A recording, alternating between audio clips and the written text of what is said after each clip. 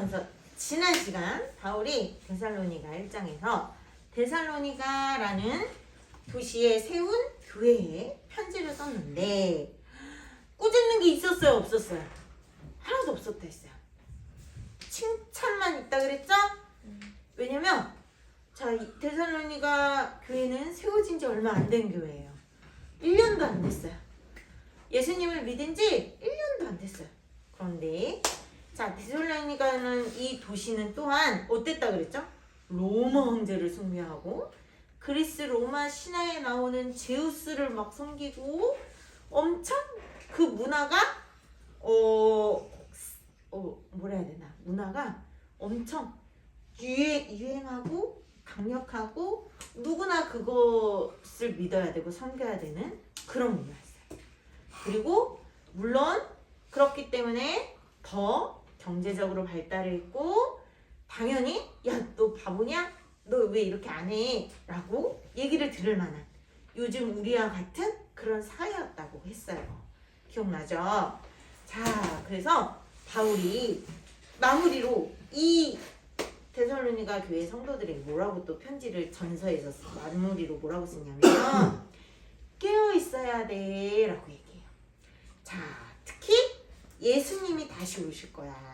우리는 예수님이 다시 오실 것을 기다려야 돼. 우리는 깨어 있어야 돼. 그러면서 어떤 비유를 하냐면 2절에 보세요. 도둑의 비유를 해요. 자, 도둑이 낮에 많이 드나요? 밤에 많이 드나요? 네, 밤에 많이 들어요. 도둑이 10월 6일 밤 새벽 2시에 가겠습니다 라고 예약하나요? 아니면 예약 없이 오나요? 예약 없이 오죠. 그 다음에 3절에 보면 엄마가 아기를 이제 엄마 뱃속에 있는 아기를 이제 낳을 날이 다가오는 임산부와 같이 비유를 해요. 전도사님도 은찬이도 낳고 은서도 낳았어요. 자, 은찬이 은서 전도사님 이제 뱃속에 있을 때 병원에 가서 의사 선생님이 10월 며칠 날 나올 거예요 했는데 은찬이는 10월 9일에 나왔어요. 아니 10월 10일 나왔어요. 더 늦게 나왔어요. 의사 선생님이 생각한 대로 나왔어요? 아니면 틀려서 나왔어요? 네, 틀려서 나왔어요. 근데 거의 다 그래요. 자, 아기가 언제 나올지 우리는 몰라요. 의사 선생님은 첨단 장비로 초음파를 해서 이때쯤 나올 거예요 라고 알려주지만 그 날짜를 비켜서 나와요. 자, 그런 것처럼 누가 그렇게 오실 거라고 얘기하고 있죠? 네, 예수님이요. 예수님은 어느 때에 오실지 아무도 몰라 라고 설명하고 있어요. 자, 요즘에 재림이 정말 이 세상의 종말이 언제 될 거야 라고 말하는 사람들이 엄청 많아요. 1999년 12월 31일이 될 때는 더 많았어요. 2000년이 될 때는 더 많은 이단들이 이제 세상이 끝났습니다. 종말이 옵니다. 하는 사람들이 정말 많았어요. 그런데 요즘도 많아요. 나는 언제 세상이 끝날지 알아 라는 사람이 있다면 믿으면 될까요? 안 될까요? 절대 믿으면 안 돼요. 왜냐면 성경에서 예수님이 다시 오시는 그날, 예수님이 지금 어디에 계시죠, 여러분? 예수님 지금 천국에 계세요. 그 우리와 함께 하신 하나님은 누구시죠? 영이신 하나님, 성령 하나님. 예수님이 천국에 가시며 하나님 아버지 하나님이 약속하신 영이신 하나님, 보혜사 성령님, 우리를 지키고 보호해 주시는 보혜사 성령님이라고도 해요. 자, 우리와 함께 하시는 분은 바로 영이신 하나님. 자, 그런데 예수님이 그래서 천국에서 우리의 거할 집을 예비하고 우리를 데리러 온다 했어요. 예수님이 다시 오시는 날을 어려운 말로 재림이라고 해요. 재림, 다시 임하신다 라는 뜻이에요. 자, 근데 그 예수님이 오시는 날은 이 온 세상이 정말 끝나는 날이에요. 그 부분에 대해서 요한계시록에 설명이 많이 되어 있어요. 자, 그렇다면 예수님이 오시는 것으로, 우리를 데리러 오시는 것으로 끝이 아니라 그 날은 곧 온 세상이 예수님 앞에 심판을 받는 날이다라는 뜻이에요. 예수님은 그때에 정말 예수님을 믿고 예수님의 의로 말미암아 모든 죄가 용서함을 받은 자와 예수님을 끝까지 거부하고 믿지 않고 그 죄가 그대로 있는 자를 나누셔서 예수님을 믿음으로 말미암아 구원을 받은 사람은 어디로 가죠? 네, 천국으로 가요. 그럼 예수님을 끝까지 거부하고 믿지 않고 순종하지 않은 사람은 어디로 갈까요? 네, 지옥으로 가요. 바로 그것이 두 갈림으로 나뉘는 그 끝의 심판의 날이 예수님이 오시는 그날이에요. 자, 바로 재림의 날이라고도 해요. 그러나 우리는 그날이 언제인지 몰라요. 바울이 지금 설명했죠? 도둑이 언제 올지 모른다라고 비유했어요. 아기를 낳아야 되는 엄마, 임산부에게 아기가 언제 태어날지 모른다라는 것과 같이 비유했어요. 그러니 바울은 우리에게 뭐라고 하냐면, 우리가 얘들아, 그러므로 우리는 어둠에 있지 않고 어디에 있다고 했죠? 어둠이 아니라 빛, 그리고 밤이 아니라 어디에 있다고 했죠? 우리는 낮. 맞아요. 자, 어둠 그리고 밤은 무엇을 의미하죠? 캄캄함을 의미해요. 한치 앞을 볼 수 없고요. 많은 일들이 일어나고 위험한 일도 일어나고 사건 사고도 일어나요. 뉴스에 보면 범죄 현장이 꼭 밤에 일어나요. 그죠? 자, 빛은 무엇을 의미해요? 밝음을 얘기하고요. 깨끗함을 얘기하고요. 안전하고 평안한 것을 얘기해요. 자, 이 당시 데살로니가라는 도시가 누구를 숭배했다 했죠? 로마 황제를 숭배했다 그랬죠? 자, 여기 바울이 이렇게 비유해요. 3절에 보면 그들이 평안하다, 안전하다 할 때에 그거 믿으면 안 돼 라고 표현해요. 자, 여기서 그들이 누굴까요? 여기서 그들은 로마 황제를 얘기해요. 로마 황제와 로마 시민들과 로마 군인들과 로마 황제를 숭배하는 사람들을 얘기해요. 자, 이 당시 평안하다, 안전하다 무슨 뜻이냐면 로마 황제의 말만 잘 들으면 너희는 안전할 거야 라는 슬로건이 있었어요. 얘들아, 로마 황제 말만 잘 들어. 그럼 너희는 진짜 안전해. 알았지? 로마 황제가 시키는 것만 하고 로마 황제가 하지 말라는 건 하지 마. 그러면 너희는 안전해. 너희는 평안할 거야. 라는 것이 로마가 통치하는 모든 나라에 그 슬로건이 되게 중요한 핵심이었어요. 자, 그런데 과연 로마 황제를 그래서 숭배하는 것 자체가 평안하고 안전한 것이 아니라 우리는 빛에 있을 때, 빛의 자녀로서 하나님 안에 있을 때, 하나님을 믿고 따르고 순종할 때 우리는 진정으로 평안과 안정을 누릴 수 있다라는 것을 바울은 설명하고 있어요. 그래서 어둠에 있지 않다라는 것은 얘들아, 그러니까 우리는 영적으로 준비하고 깨어 있어야 돼 라고 얘기해요. 얘들아, 황제를 숭배하는 이 문화 속에 돈이 최고이고 학벌이 최고이고 그 다음에 공부 잘하는 게 최고고 아빠의 재력이 최고인 이 세상 가운데 우리는 그거를 쫓아가면 안 되고 예수님 안에 하나님의 빛의 자녀로서 우리는 낮의 자녀로서 우리는 깨어 있어야 돼. 영적으로 깨어 있어야 돼 라고 바울이 얘기해요. 영적으로 준비해야 돼 라고 얘기해요. 자, 영적으로 깨어있고 준비하는 건 뭘까요? 자, 여러분은 시험 날짜가 언제인지 알아요. 그죠? 시험 준비를 해요. 준비 안 하기도 해요. 날짜를 알아도. 그죠?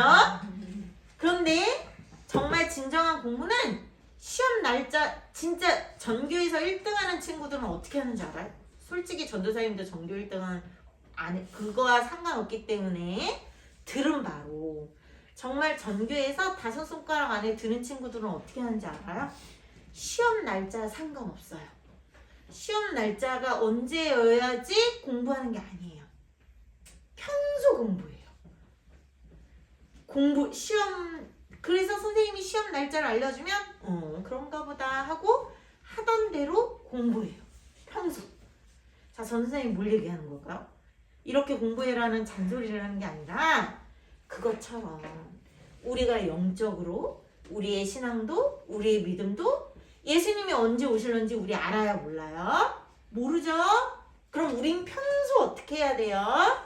평소 예수님이 오실 것을 인식하고 기억하고 우리의 믿음이 잘 성장하도록 매일 예수님의 말씀 안에 순종하는 삶을 살아야 되는 거예요. 이것을 얘기하는 거야. 우리가 심지어 전교 1등은 아니고 전교 10등이 아니고 전교 100등 안에 들지 않을지라도 우리가 세상적으로 공부 잘하는 사람들이 그렇게 미리미리 공부한다고 하는 걸 들은 것처럼 우리는 영적으로 미리미리 매일매일 뭘 읽죠? 우리 성경 읽죠?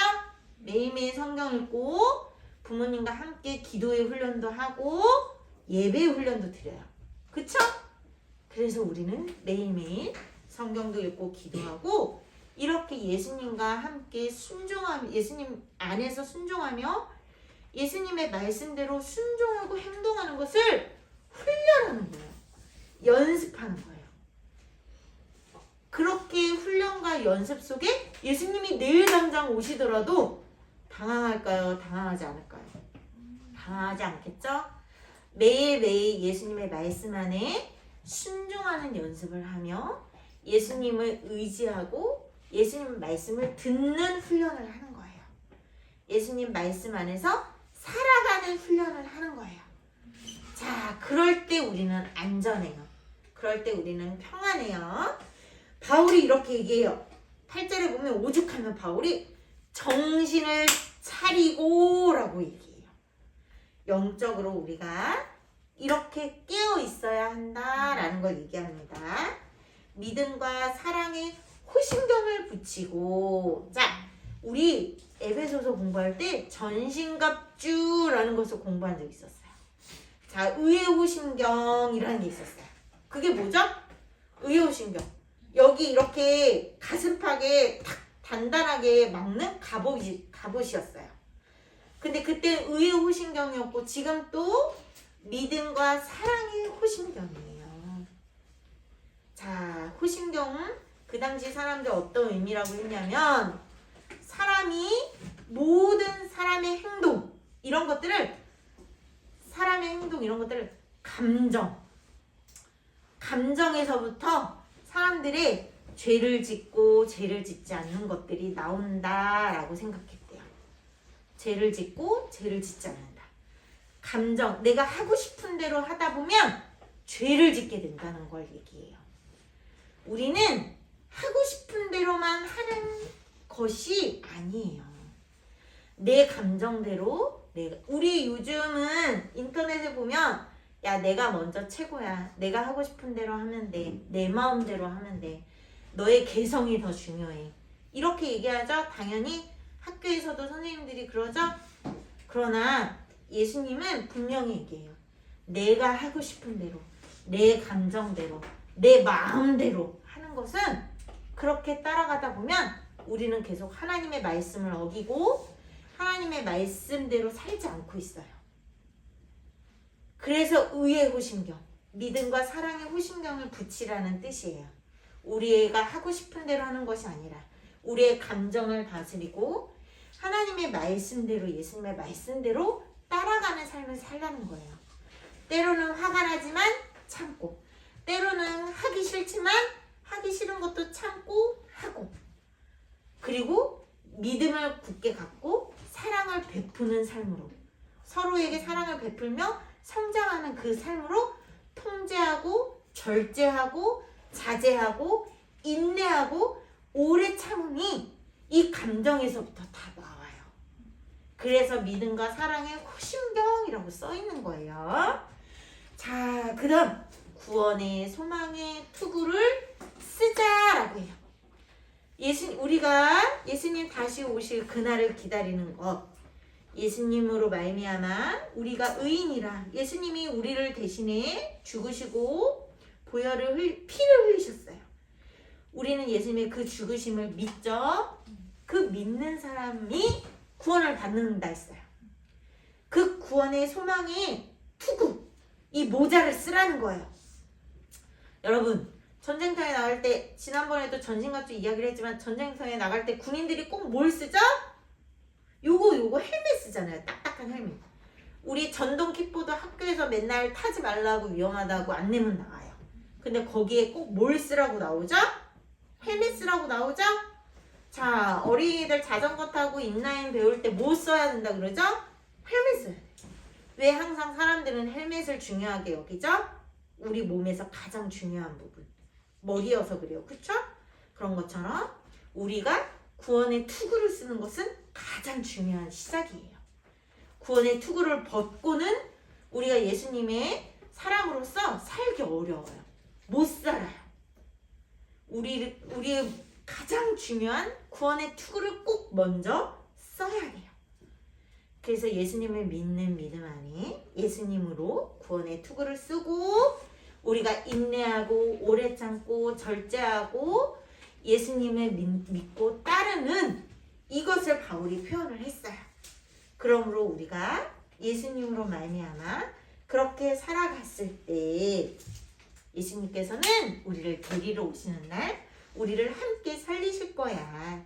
이것을 서로 피차 권면하고 세우고 끌어주고 밀어주고 당겨주고 함께 덕을 세우며 교회를 세워나가라고 바울이 얘기하고 있습니다.